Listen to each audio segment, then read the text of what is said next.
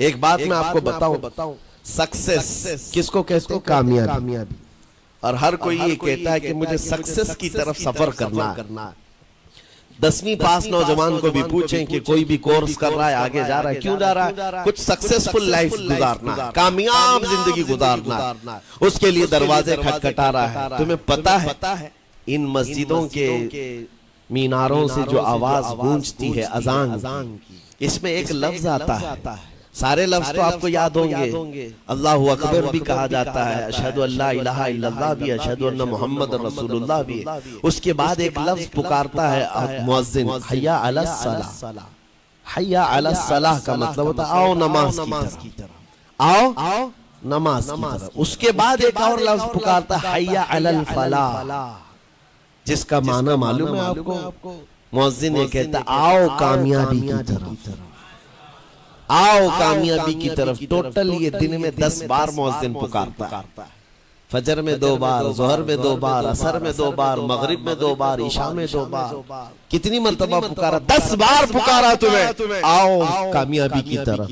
لیکن ایک بات یاد رکھو، یہ پکارنے والے مؤذن کی حالت مت دیکھو کہ یہ پکار رہا ہے، بلکہ یہ رحمان کی صدا ہے، یہ اللہ کی صدا ہے جو تمہیں بلا رہا ہے. یہ تو اپنی آواز اور اپنے الفاظ سے ترجمانی کر رہا ہے اور تمہیں اللہ کی صدا تمہارے تک منتقل کر رہا ہے. لیکن حقیقت میں بلانے والا کون ہے؟ اللہ ہے.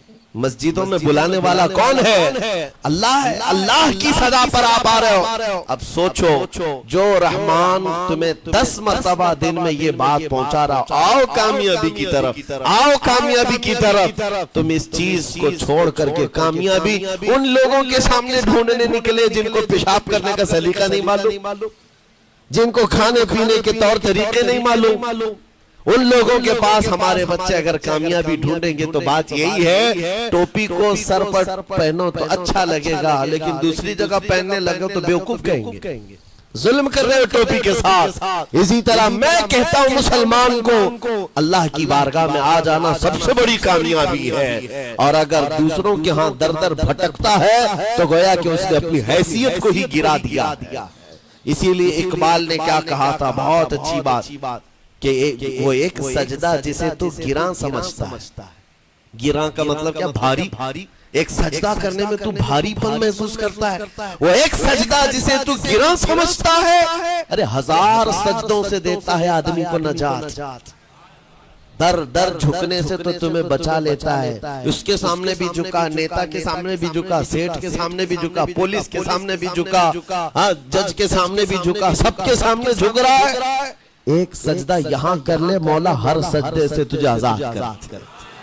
یہاں جھکنے والا پھر کہیں اور نہیں جھکتا.